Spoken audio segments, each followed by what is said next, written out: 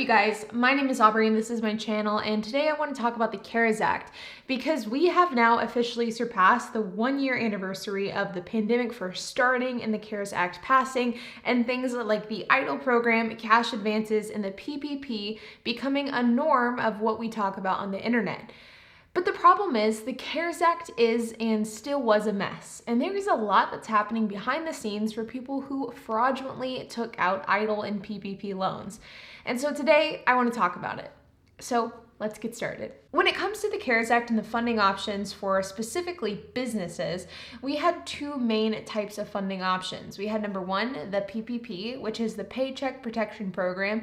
And this was a program that was created to help keep people employed and to keep them off of unemployment. We also had the EIDL, or the Economic Injury Disaster Loan. And the EIDL program was very similar to help keep businesses afloat, but the way that these two loans were structured were pretty different. The PPP is a forgivable loan that allows you to have all of the money be free money as long as you can prove that you spent the money in the way in which it was intended to be spent.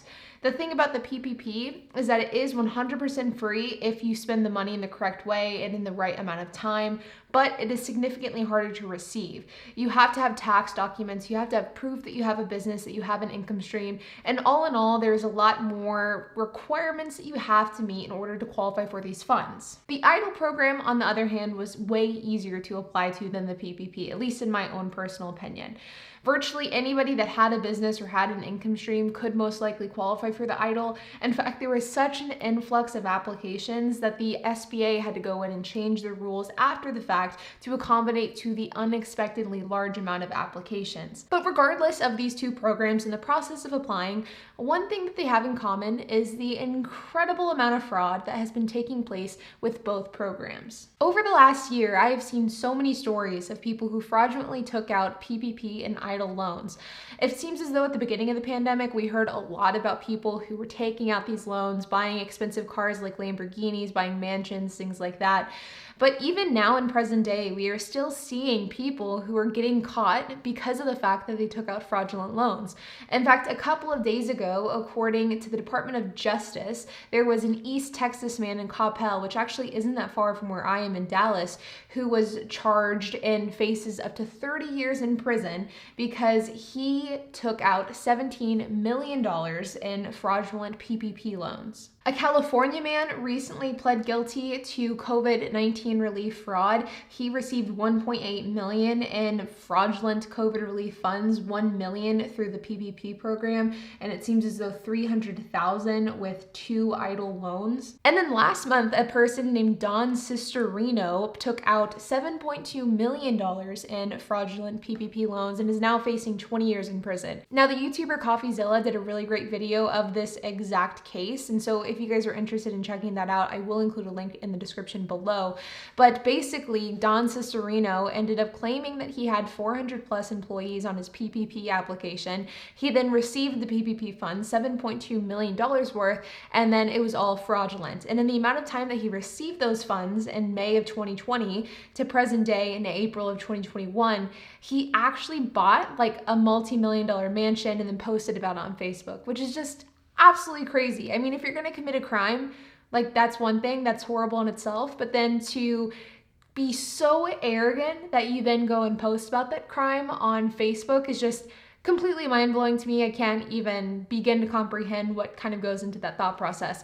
But that is beyond the point. The fact is that there are so many different cases out there of people who've taken out fraudulent PPP and fraudulent EIDL loans. Now, to be honest, I could probably go on and on and on about why this fraud ended up taking place, but the fact of the matter is, and the sad reality of the situation is that whenever there is opportunity for money, there are always going to be scumbags out there that try to take advantage of that, and that is exactly what these people are doing. Well, recently, I was reading an article done by the National Law Review, and I will include a link to that article down in the description below, but in this article, it was basically outlining all the different types of fraud and all the different circumstances circumstances of fraud that have occurred because of the programs that were implemented in the CARES Act. And I found the breakdown to be incredibly interesting. Now, the article starts off by stating, after the Department of Justice charged more than 100 people last year with fraudulently seeking over $360 million in the CARES Act, emergency loans, and emergency grant programs. Then the article goes on to talk about this in a more itemized and detailed way. And that's really what I think is most interesting. I think you guys will find interesting as well. Number one is the fact that there is expected to be roughly $84 billion in idle funds and PPP funds that have been collected fraudulently. This isn't funds and people that have been charged formally. This is just the estimation based off of what the Department of Justice and what the SBA knows of currently in present day.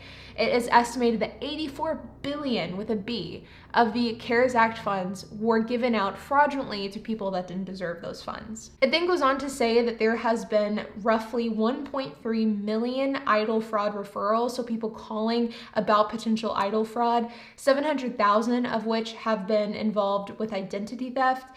It talks about how 150,000 complaints have been submitted related to PPP fraud and idle fraud as well. And it also talks about how financial institutions filed over 41,000 suspicious activity reports related to potential PPP and idle fraud during May to October of 2020 alone. So what this means, and this is actually something that I talked about while the CARES Act was going on, it's something that I've mentioned in probably half a dozen videos at this point, is the fact that there were a lot of people out there that only had a W-2 income. They maybe just worked a 9-to-5 job and they didn't do 1099 work. They didn't have a side hustle. They didn't have a side business. They didn't have any form of side income. And these people collected idle and PPP funds fraudulently. Well, you may be thinking to yourself that nobody will know if you do that, and as a result, you'll be able to get away with it. But the actual reality of the situation is that that's not the case, and that your bank actually probably flagged your account because of the fact that there is no record of you having a business, having an income stream, and yet you randomly get this idle deposit through the SBA. That's a huge red flag from your bank's part. And part of the role of the bank during the CARES Act and during idle and PPP distribution was that if these users were getting idle funds that really didn't deserve it, that didn't have a basis for receiving it, the bank would then submit a complaint to the SBA. This is something that happened a lot throughout 2020, and according to this article, it was 41,000 times between May and October of 2020, which is absolutely crazy. Now, do keep in mind that just because the bank flagged you, or just because a bank flagged a user or flagged an application, doesn't mean it was fraudulent. It just means that the bank is marking it as suspicious. And so I don't really know what's going to end up happening to those 41,000 people that were flagged by their bank. I don't know if there's going to be a formal investigation. I don't know if the SBA will look into kind of those larger loan amounts. I'm not exactly sure how that will play out, but it is interesting regardless of what ends up happening in the future with those flags. And then it talks about how here's how the House has broken down some of this $84 billion in suspected fraud. Number one is $67.5 billion went to applicants with duplicate emails, duplicate addresses, or duplicate IP or bank info. Now, this I think could kind of go one of two ways. Number one, it could have been an accident. Maybe somebody applied twice by mistake. This is something that many of you have reached out to me about over the last year, is you feel as though your application wasn't submitted, and so you submitted a second one, or you were trying to get more funds, so you submitted a second application. I do think that multiple applications doesn't scream fraud. I think it could be an accident, it could be a mistake. But regardless of the intent behind the double application, according to this report, $67.5 billion went to duplicate applicants, which is really substantial given the fact that the total estimated fraudulent amount is $84 billion. So a huge chunk of that went to duplicate applicants. $7.9 billion went to applicants with banking information that was different from the information on their applications. So this could have been, you claim that you had a business, but then you link the money to your personal account. It could have been something as innocent as like you doing it for your business, but then for whatever reason you link it to your spouse. Again, I don't think that this screams fraud, but it's definitely a red flag. Next is $3.2 billion appears to have involved identity theft, which is crazy. I'm not surprised that that is something that was really rampant in this process. Next is $3.6 billion went to borrowers on the Treasury Department's do not pay list. Now, I would be curious to know what exactly qualifies you to be on the do not pay list. Is it those things that we've seen in the applications, like filing for bankruptcy, like having a felony, things like that? Or is it something as simple as like being behind on your child support or something more complicated. I would be interested in learning the details of the do not pay list. But regardless, $3.6 billion went to people that simply should not have received it. And lastly, approximately $557 million went to potentially ineligible recipients that registered employer identification numbers after the program cutoff date. Now, this is businesses that maybe started after the cutoff date. For a while with the CARES Act and the EIDL program, the cutoff was January 31st, 2020. So if you had a business that was started after that date, you were not eligible.